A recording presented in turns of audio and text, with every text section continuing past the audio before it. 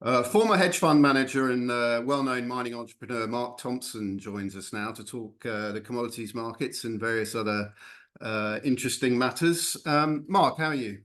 I'm very well, thank you, and nice to be on your show. So you've earned the epithet King of Tin from certain of the Twitterati who seem to think that you know a thing or two about the tin business. And I'm hoping to talk to you this morning about tin and a few other commodities too, perhaps copper, and maybe we'll stray onto uranium or anything else you're interested in. But why don't you tell us a little bit about what your view on the tin market is to kick things off? Yeah, sure, no problem. Well, basically, you wait a lifetime for a market to be set up quite as well as we are set up on tin at the moment. And I say a lifetime. This is probably the second time in my career that we've had this level of setup. The first time being around 2004, 2005, when we came to the end of the humongous stockpile sell downs from accumulation of above ground stocks in between 1960 and 1985. When the tin price was down, I think in today's terms, around $3,500 a ton. We're currently at 34,000. And we really are now at a point, like so many metals, where the pipeline of new projects is pretty close to empty, and demand is growing considerably above long-term trend demand growth. And we have new uses in solar, we have new uses in sodium-ion batteries, and I just simply don't see where the tons are going to come from to meet the market demand. And in that scenario, Economics 101 tells us that the only thing that will give is price. So you and I were at a mining industry lunch, let's call it that, the other day together, and you talked at some length about Indonesia and the pivotal role that country plays in the tin market. Perhaps you could sort of recap a little bit of what you said then to our listeners and viewers today. Yes, so Indonesia is the largest producing country historically over the last 40 years. Started really in the early to mid 1980s with discoveries of very, very large quantities of high-grade offshore and onshore alluvial tin. So these are sheeted vein systems that have eroded in situ, and the tin has basically ended up deposit above bedrock, and is mined offshore by massive dredges, is mined onshore by both dredges and by suction pump operations and by shovel and truck operations as well. It's pretty low grade. Generally, it's between sort of 300 parts per million and 1,000 parts per million. But because it's basically clay hosted, you just have to pick it up, wash it, and then run it through a simple jig and shaking table to clean it up. So it's like we're talking $3-4 a ton processing costs for $5 to $20 a ton material. It's extremely remunerative. It's produced an awful lot of tin over the last 40 years. I think we peaked in the early 2000s at around 140,000 tons a year of production. Last year, they did 78,000 tons. And the biggest operator there was the state-owned company PT Timah. And what is going on of extreme interest in the tin market at the moment is there has been the most enormous corruption investigation from the Attorney General of Indonesia, and the numbers being bandied around are of the order of $26 billion of, should we say, missing profits, missing funds, of collaboration with illegal miners to work on PT Timah licenses, of tonnages going to illegal smelters, all sorts of shenanigans that have been going on for a very long time. A lot of people have been arrested, up to and including the chief executive and the chief financial officer of PT Timah. And this is just, I think, an extension of a policy that Indonesia's had over the last 10 years of trying to bring downstream value and reduce corruption in their primary mining and logging industries. And you've seen in copper that they've mandated that Freeport build a smelter because they wanted value add kept in Indonesia. You've seen this in aluminium, you've seen it in nickel, and tin's just the next one. And they're clearing out the Augean stables whilst they're doing this. So the most important thing that's come out of this from a tin market perspective is they've limited now the export licenses for 2024 to 44,000 tons. That's versus 78,000 tons last year. And this is in a 390,000 ton market. So we're talking about 34,000 tons reduction, or give or take 8% of world tin supply. That's enormous. And normally speaking, that should be enough to double or treble the tin price. And I think when you throw on top of that issues of Myanmar, where mining is currently, and it's very difficult to get good information, is currently suspended at the More mining area, which was doing 30,000 tons a year of tin. We have two of the world's four biggest producers basically having significant cutbacks in production this year, and an erosion of stocks. The price has already gone from 22 to 34. And I would strongly argue that if these bans continue, we're going to see tin above the all-time high at 50,000 and probably pushing twice that level within 18 months. And would you say that that's likely to be a spike or a sort of longer term outlook? I've been a proponent for a long time that the prevailing tin price around 22, 25,000 was insufficient to incentivize the funding of new hard rock tin mines. And on the numbers, I was looking at 35 to 40,000 being the requirement for those financing packages to get put in place. I think you're going to see the banks wanting to see the tin price above that and considerably above that before they'll basically lend to a project on an assumption that 35,000 is the long-term price. So I think we need 50 to 60,000 for a couple of years. I think we'll spike above 100,000. We'll come back and settle between 35 and 60,000 or 40 and 60,000 eventually. Well, that was my assumption until very recently, having just come back from the tin conference in Penang and been a little bit blindsided by something I wasn't aware of, which was the extent of the construction of new sodium-ion battery gigafactories in China, which is going on. So why is that important to tin? Well, it's important to tin because tin turbocharges batteries. It basically, on the anode, it reduces massively the recharge time, thermal expansivity, a whole load of good things in terms of the mechanical engineering properties of building a battery. And there was a presentation there suggesting that if the full rollout of sodium-ion batteries as grid extra storage, as in storing solar power during the day, releasing at night, would require 100,000 tons a year of tin by 2030. And again, I say this in a 400,000 ton a year market. I mean, just tonnages that simply can't exist. So it probably lends myself to think, well, does that actually mean that sodium-ion tin batteries are going to get rolled out, or is it going to be more muted, or is it going to be price dependent? I think it's going to be fascinating to watch. I think the key thing to understand on tin is almost everything you use it for is pretty much 100% price inelastic. So it's going to be, again, fascinating to see which industries stop consuming tin as demand continues to grow. So, if you've got a gram of tin in an iPhone, for example, currently worth 3.5 cents in a $1,000 item, there is no tin price where Apple stopped using tin on electronic solder in their printed circuit boards. If you've got, 35 cents of tin in a washing machine in a $500 item, again, there's almost no tin price where washing machine manufacturers stop consuming tin on their printed circuit boards. If you look at specialty metals, tin goes into sea brass, 40,000 tons a year. What you use that for is almost unsubstitutable. If you look at tin cans, again, the cost of tin in a tin can is a fraction of a cent. Again, what tin price before we stop buying cans of soup? There's things like the Pilkington process in making flat glass. So all flat glass is basically molten glass floated on molten tin in order to produce flat glass. There is no tin price where that is substitutable because there's nothing else that you can use.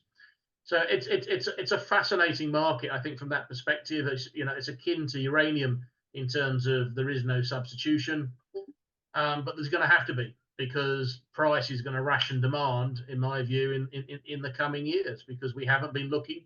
If you don't look, you don't find. You don't find, you don't build. If you don't build, eventually you run out. And we're in that sort of situation right now across multiple commodities.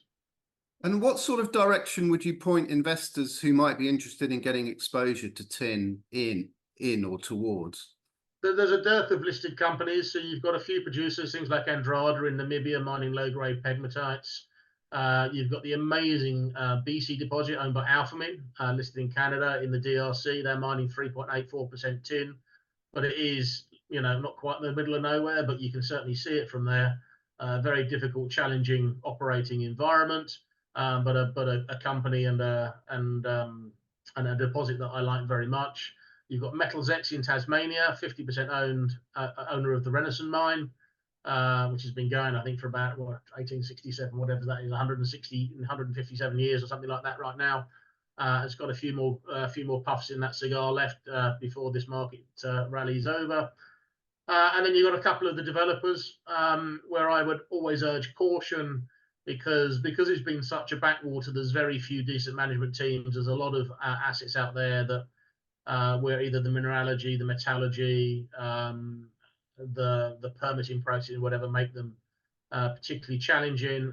But in that space, I own First Tin. That's my biggest tin position, because I like that company very much. So I'll say I'm a shareholder in that. So just for full disclosure. And do you have any insight into the Cornish activities that are currently underway? I was down there a few weeks ago, very active in Cornwall myself, and have been for a long time. When I was at Trafigura, we used to own a majority stake in the South Crofty mine before it got through various subsequent transactions passed on to the current owners at Cornish Metals. I am in no doubt at all that there are hundreds of thousands of tons of tin still at the bottom of that mine. It closed in 1997, not because it ran out of tin, but because the tin price was extremely low and just didn't have sufficient, it basically hit its cut-off grade, what they were mining when the tin price was $5,000–6,000 a ton. I would imagine that their production costs and mine numbers will be around $12,000–13,000 a ton. So it's a nice project.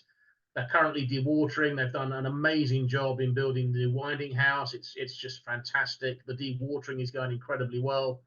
I say I like the project very much, but like so many tin projects, the risk is really where the financing comes from, because it's a backwater of the mining industry, which is a backwater of the investment industry. That is, we're talking about broader themes here, so not just talking about Cornwall for a second, but it's extremely difficult now to see how capital is going to be effectively deployed in the mining industry to build new projects.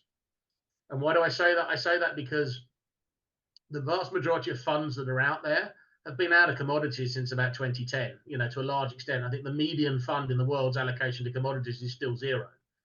And they don't have the expertise. And these people that they require to effectively deploy capital in a rational way simply don't exist. The fund industry globally would need to hire thousands, tens of thousands of geologists or mining engineers or financial market experienced mining investors in order to deploy capital into the mid to lower tiers of the mining industry. And these people don't exist. They don't exist for the mining companies, let alone for the financial institutions that need to invest in them. So this is a serious headwind to work out what the transmission mechanism is from higher prices generating renewed interest from investment into how to actually effectively deploy that capital. It's one of the headwinds I just see stopping mines getting built. You can talk about the other headwinds being things like regulatory situations, increased royalty rates and taxes as prices go up. And it's just basically creating an environment where building new mines is extremely difficult. Do you think that means that more and more mining will be done by, let's say, countries and cultures other than the Western cultures, such as China and perhaps even, I hesitate to say India, but some of these other major, Brazil perhaps could become a more dominant force in the mining industry alongside China, and potentially some of the Southern African nations might move ahead in a fair wind? Well, look, China's 20, 30, 40 years ahead of the West in terms of its foreign policy, incorporating access to raw materials. Breaking into that, it's going to take hundreds of billions of dollars and political will, which I don't think exists. We need the crisis before anything gets done about it, but politicians won't understand there's a 20-year lead time on sorting this stuff out, so that's not going to happen. Of extreme interest to me right now is the Middle East and the amount of capital they are deploying, hundreds of billions of dollars to secure. They're looking for a post-hydrocarbon world, and they want to be involved in the industries which are going to provide the raw materials which will replace hydrocarbons. So that's a source of capital. I have no doubt they'll make some bad investments, but, and the way that that area of the world likes to deploy capital is in tens of billions of dollar clips. So I see them more as an M&A buying into existing businesses rather than going out and funding much grassroots exploration and mine development. Yes, of course, Brazil will ramp up and etc. And I think existing jurisdictions like Canada and Australia need to have a serious look at their regulatory regime, the time to permit new mines, taxation regimes, etc.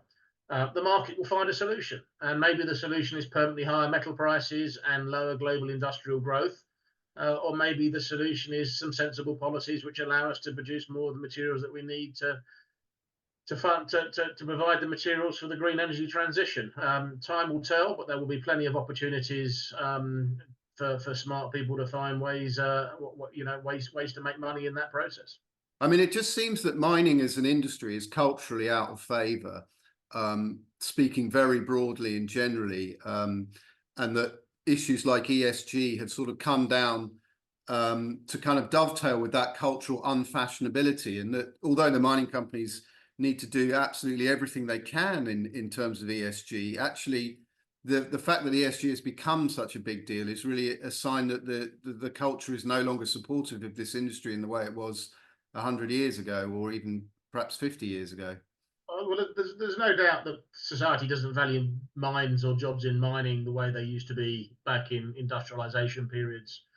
And I think perceptions of mining still exist of it being a dirty and unsafe industry, which is very much not the truth these days. I mean, if you look at the big players, incredibly safety oriented because they understand the cost of an accident, they understand the cost of a death, and really fantastic places to work. The problem is transmitting that then into the youth of today to generate the skills that we need to produce the materials of tomorrow. And you look at things like the Campbell School of Mine, they don't offer an undergraduate mining engineering degree anymore, not because they don't want to offer it, but because they don't have the uptake of sufficiently qualified 2A 3A students applying. My daughter's about to go and study mining engineering, and I'm no doubt that salaries for that are going to go through the roof because we need more mines. There's not enough geologists, metallurgists, mining engineers, mineralogists, construction engineer. It's just these people don't exist, and it's going to take a generation to retrain them. And it's going to take a generation to retrain them in a circumstance where there's not enough people. So the people you would want training them are going to be earning the mega bucks, meeting the requirements of existing mines. And we need so many more than in the past because, if you take, for example, BHP wants to add 1 million tons of copper to their portfolio. So, well, at the moment, first choice is you buy Anglo-American.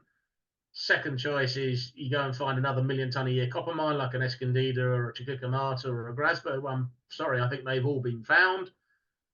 So realistically, their only option is to build 10 to 20, 50 to 100,000 ton a year mines.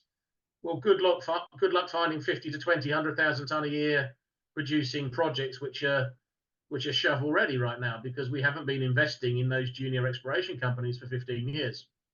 So it's basically impossible. But the point being that the next generation of mines are smaller, they're harder to build, generally with worse metallurgy on higher costs.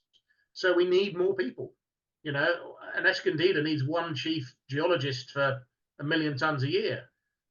20 smaller mines need 20 chief geologists for the same tonnage. So at the same time as we've got a load of people retiring and we're transitioning to smaller mines, we need vastly more skilled professionals in the mining industry. And these people do not exist. But are not going to exist anytime soon.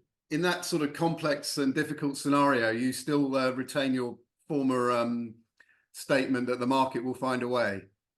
The market will balance by definition. And to come to the point, interesting on tin is we're pretty close to the point where there can't be a deficit in tin, which sounds counterintuitive when I'm talking about production staying static or going up a little bit and demand going through the roof.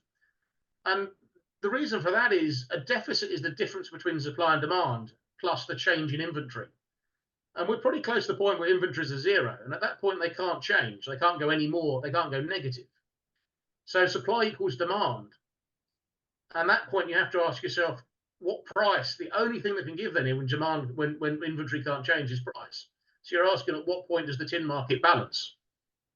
This is, as a perfect storm, you wait a lifetime. This is the scenario we're in. And it's not just tin. Uranium, oh my God, the deficit in uranium. The amount of nuclear reactors that are getting built, all of which are 2 to 3 times the size of the ones that are coming offline No one's talking about how we're going to fuel these things. They say, oh, there's above ground stock and recycling and blah, blah, blah.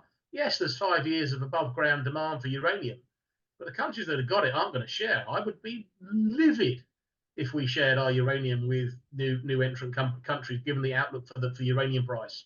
The industry's been so used to it being 2 to 5% of the input cost. What are they going to do when it's 50% of the input cost for running a nuclear reactor? When you've committed tens of billions of dollars to a new reactor.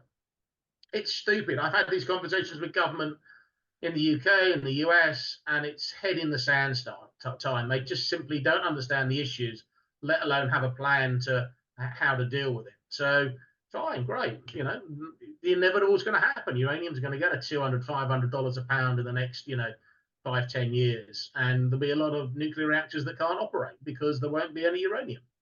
Fine. It's what it's going to be. The market will find a solution, because that which can't happen can't happen.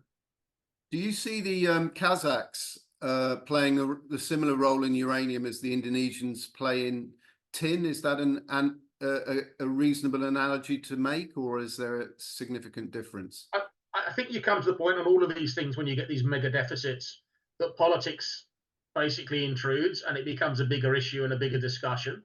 I mean, from an economic perspective, the smart thing to do is to sell half as much at 5 times the price. Yeah. 10 times the price. Now, obviously, that then becomes a politically sensitive, and not sensitive, and it just becomes an absolute nightmare for consuming countries to go and have those conversations with their suppliers. So I wouldn't want to predict what's going to happen, but there's certainly, the influence that the Middle East has had is going to get spread on oil, will be the same in uranium, and the West is going to have to educate itself on where these materials come from and how to do something in an environment where China is 40 years ahead of us. Yeah, it's going to be a long process. So what do you think about copper then? I mean, bringing it back to commodities specifically, that's another metal that's been in the news quite a lot lately and moving around for reasons which are both understandable and sometimes mysterious. What are your views on the copper market and where it's heading? So I've been an uber bull on copper for a very long time, since it was 1360 at the bottom of the last cycle. Very much for the same reasons as tin. We've just basically, the easy to mine high grade stuff has gone. The oxide caps, the high grade oxide caps have gone. The future of copper mining is 0.3 to 0.5 porphyries in South America. These are multi-billion-dollar projects in an environment where a lot of places that these deposits are not really set up for the hundreds of billions of dollars of capital that needs to go in. I'm worried about Chile and their royalty and taxation regime, political stability in other places. I think there are other jurisdictions which can open up. I think Colombia and Ecuador are potentially future large mining regions, but they have their own security considerations. Brazil certainly should have more mines coming. But look, on the overall copper situation, there's a lot of metal around right now, and there's a lot of people confused as to how the copper price has gone from 8,000 to 10,600. And the reality is, even though there's a surplus of metal right now, and there's metal around, copper's in a deficit. And it's a deficit that expresses itself in the concentrate supply chain. So from smelter to consumer, there's probably still a small surplus of copper because the Chinese are buying less, because the housing industry is very slowed down because of the property problem. But from mine to consumer, I've got copper in about 1 million ton deficit this year. So all of that deficit is being hidden in drawing down concentrate stocks between mines and smelters. And that's manifested itself in some totally bizarre concentrate treatment charges terms. So the way that smelters earn their revenue is they charge a treatment charge to the miners, which is an allowance for turning the 30% copper concentrate into 199.99% copper. And that's expressed as a TC and an RC. So treatment charges per ton of concentrate, and an RC is a refining charge per pound of copper to turn it from basically a blister into refined copper. And historically, the break even for the smelting industry is around 60 and 6, so $60 a ton and 6 cents a pound. And we've seen the low trade, not on a small tonnage for 50,000 tons, at -18, -1.8. which is so smelters taking a massive, massive loss just in order to get tonnages, which they hope they can make up on higher prices or higher metal premiums or byproducts of gold and silver content or making sulfuric acid or whatever else the revenue stream is. And traders who are short having to buy just to cover the hole that they have because they don't have the option of sitting and waiting. If they've got a short and an obligation to deliver, they have to buy back at whatever prices are available. I can't begin to tell you how shocking that number is. It is off the charts, unbelievable. I mean, last cycle we saw it down, I think, a small trade at, just sub $10, maybe a small print at 0. But to see it at minus 18, minus 1.8 is just staggering. And it's not just copper, it's lead, it's zinc, it's tin, it's everything. The supply chain is empty, and we're entering that concentrate supply chain.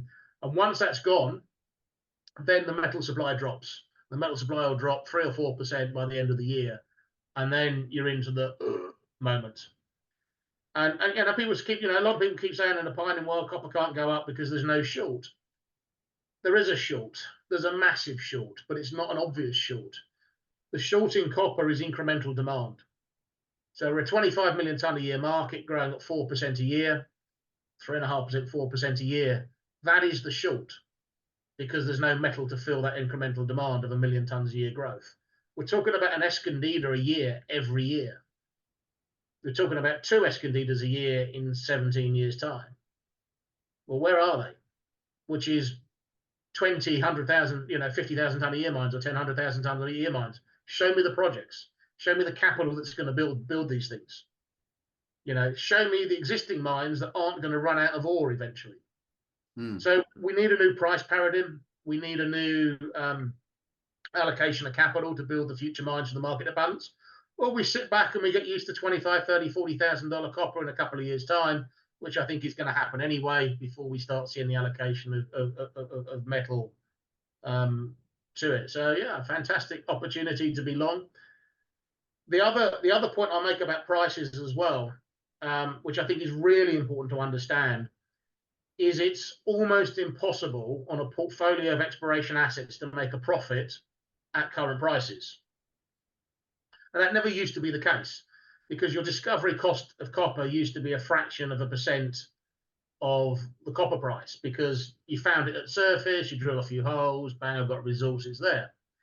Now, if you take a scenario where the vast majority, if not all of those easy to find copper resources in the world have been found, because we've pretty much scoured the Earth's surface on foot and by satellite, future copper deposits are going to be undercover or hidden or need a much higher discovery cost, or they're going to drill out and not turn out to be a mineable ore body because they're not at surface. You can't really prioritize which things to drill and which things not to drill. So I estimate that the discovery cost on most metals these days is somewhere, depending on between 1% and 5% of the in situ value. But you're still in a situation where maybe 1 in 20, 1 in 100, pick a number, of discoveries actually becomes a mine, because by the time you've drilled it out, does it hang together as an ore body? Is it consistent? Is there sufficient tons? Is there sufficient grade? Is there water? Is the mineralogy right? Is the metallurgy right? All those considerations. So how do you make a return on capital? The answer is you can't. So you need a higher price to justify exploration spend. And then you're looking at massive profits for existing miners, which attracts more taxation from countries which want more revenue, which again disincentivizes further exploration. So I don't know how this is going to play out, but again, it's just a massive headwind for how to allocate capital into the sector from funds who don't have anybody who have the experience to allocate capital into the sector. I'm paraphrasing here as well. There are obviously some very smart funds that do this, but they aren't going to be given $100 billion to go and spend the sort of money that needs to be spent on exploration. I mean, it's a very interesting picture you're painting here, Mark. It seems to some extent, or to some degrees, a paradoxical outlook for the mining sector. On the one hand, there's this sort of bullish or even extremely bullish aspect where the prices are just going to rocket, at least in some commodities. And then on the other hand, there's this whole swathe of associated difficulties which are causing the prices to go up in the first place. So it behooves the investor to be very careful and perhaps very expert exactly how they approach a market like this, where mining itself is so difficult and becoming more difficult to, especially to turn a profit in, even though you may see commodities prices soaring away and think, well, that's opportunity knocks. And what I suppose the sort of footnote comment to that might be, well, this is partly why ETFs have become so popular, because people just go straight into the even if it's even if it's only a paper product, they go straight into the metal exposure on their computer screens and bypass the mining industry completely. Yeah, and that's exacerbating the problem, because if that capital is not available directly to the people who need that capital, so if you've got a uranium ETF with 20 uranium miners in it, that's great for those 20 uranium miners because there'll be an arbitrage between them and the capital requirements they need. But if you're anybody else and you're not in that index, there's no transmission mechanism for that public money to go into the ground. So yeah, again, and look, the market will find a way. We don't have to worry too much about it. The arbitrage will get closed eventually. If there's a profit to be made, the market will find a way to do it. But generally speaking, when you have these transitions from one paradigm to another, there's a dislocation in the market required to incentivize that to happen. And that's the point I think we're at right now, is I think we're going to see a dislocation in price in order for all the changes that need to be happened to secure future supply to happen. And it's going to take a few years. And in a scenario where it takes a few years, that dislocation in price could be extreme.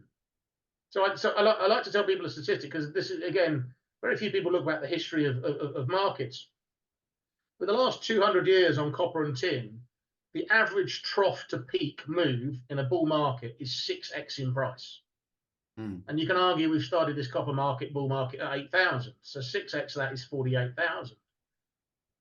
I would strongly argue that there's extenuating circumstances in this bull market as well. And there's three things that really make this different. One is money's worth less every day because we've spent 15 years printing unlimited money to fund government deficits.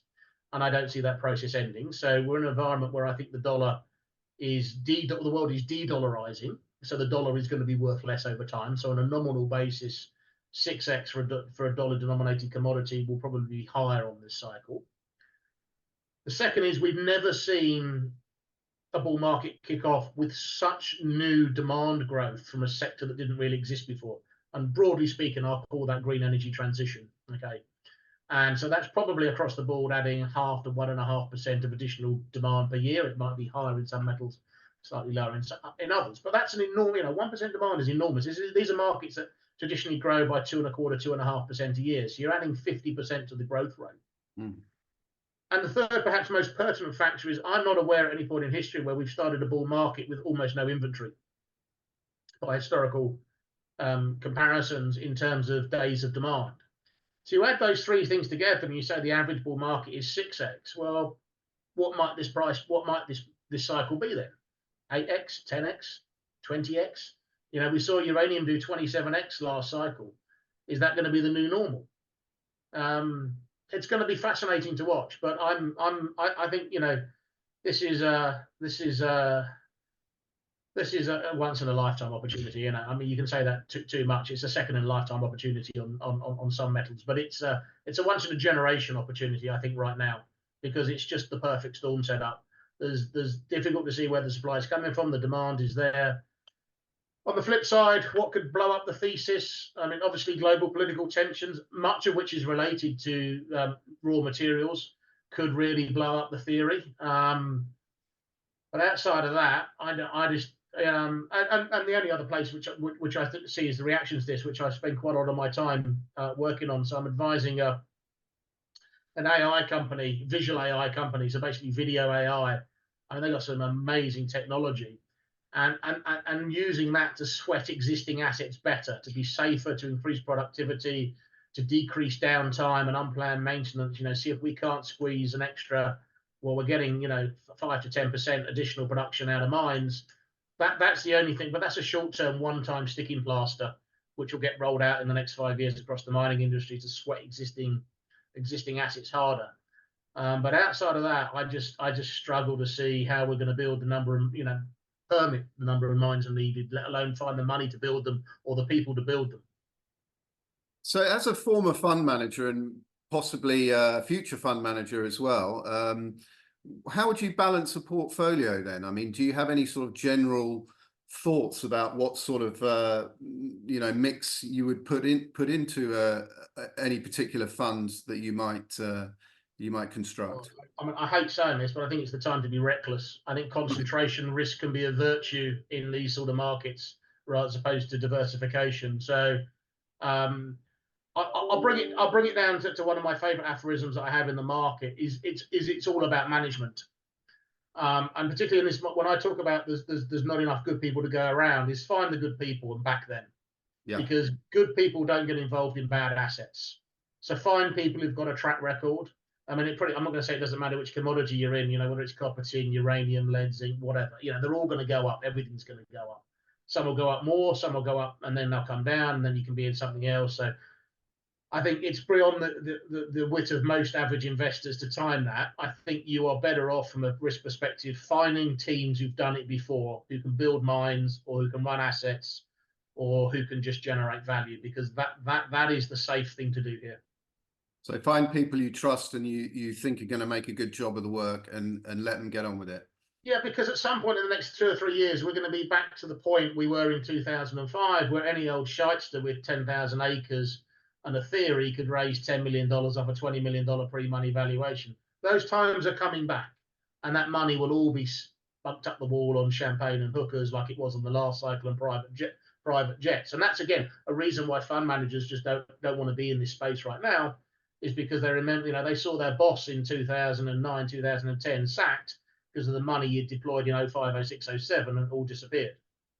So yeah, just find good people, back them, and you'll do well.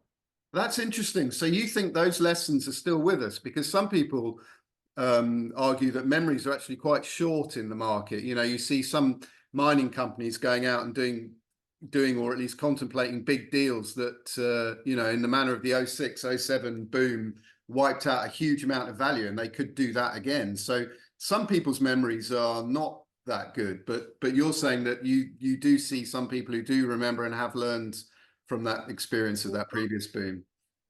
Today's 40-year-old fund manager managing $1 billion was the 25-year-old coffee boy watching his boss get sacked 15 years ago. Yeah. So yes, I do think there are institutional memories on these things. And I do think it's extremely hard to deploy capital efficiently in the mining industry. It is a real expertise required. And even if you do it absolutely brilliantly, you can still get blindsided on environmental regulation or permitting, or the mineralogy wasn't right, or whatever. There's 1,000 things that absolutely perfectly designed projects can still go wrong on, and have done historically. So it's extremely difficult to deploy capital well. That said, the market, the cost of capital these days for a mine, just on debt is 21, 22%. So the market's found a level where, last cycle where debt was available, 7, 8%. Now it's now 21, 22%. So that covers the spectrum. I think it's more realistically priced. Anyone who puts out an NPV 5 on their project, run a mile, even NPV 8. I do calculations on NPV 12 as my base case, and just to give you an idea. And if you're not getting, these projects don't exist, but I want to do an NPV 12 and see an NPV twice the capital expenditure. Good luck finding many of those, which again comes back to why prices have to go up, because roughly speaking, if an NPV 12 and making double your money is your benchmark for putting money in, the question is, what does the underlying price assumption have to be to get there? And that gives you an idea of where I think underlying prices should go to. So you're coming at it from a different perspective in terms of a risk on capital valuation. And again, you come out that $10,000 copper is too low, et cetera, because these numbers just don't work as you follow from exploration through to construction and operation, and making a return on every single part on average across multiple projects of that supply chain. Prices have to be higher. Yeah, it's going to be a very interesting period that's ahead of us. So, I mean, it's been very interesting talking to you this morning, Mark. Have you, before we wrap it up, have you got sort of any final thoughts you'd like to leave the viewers and listeners with, or have we covered it all off, do you think? No, I mean, we're still at a stage where you've probably got 15 people watching this, and 2 years from now you'll have 15 million people watching this, and we'll look like geniuses. But you will, I won't. it's just the start. You know, I mean, just don't, you know, this is here for a decade or longer. So, you know, you don't have to jump in 2-footed just now. As I say, find good management teams, find things you understand, educate yourself. The resource on Twitter of expertise in individual areas is quite significant these days. It's something that's never existed before. And I find myself learning things on commodities that I didn't know about, or projects I don't know about, people who've got big positions for them. It's a fantastic resource, but you know, I think that's amazing for small investors, that actually you don't just have to rely on a broker and take the word of a CEO anymore. You've got actually other ways of interrogating whether a thing is a good investment or not. Do you post on Twitter yourself? I have about 11,000 followers, and I limit myself really to talking about market generic things, and occasionally I'll talk about what investments I have. I personally have an extremely concentrated portfolio in a way that I would be uncomfortable as a professional, but as an individual, is, you know, I like the recklessness of it. So, well, I think people might be interested to know your Twitter handle if you can remember it. it's at METhompson72. Great. Okay. Well, I think I may add a total of 1 follower to your follower account today, and I'll be watching with interest. So thanks very much for your time today, Mark. I really appreciate it. It was a fascinating conversation, and you know, good luck in the future with all your endeavours, and hopefully in the optimistic aspects of our conversation, you'll be proved right, and the negatives won't be too negative. Well, if I'm wrong, people will forget, and it wouldn't matter anyway, because there aren't many people watching it in metals. But you know, so, but I've been doing this a long time, and you know, there's never 100%. But for me right now, you know, this is a 95.5 trade, and I never get to 95.5 on anything. This is as sure to happen as anything that I've ever seen in history. I say subject to an exogenous shock such as a World War III or something, but I just don't see how the market's balanced. Right. Well, we'll watch with interest, and we'll keep our fingers crossed for the right result. Thank you. Nice talking to you. Nice talking to you too, Mark. Thanks very much.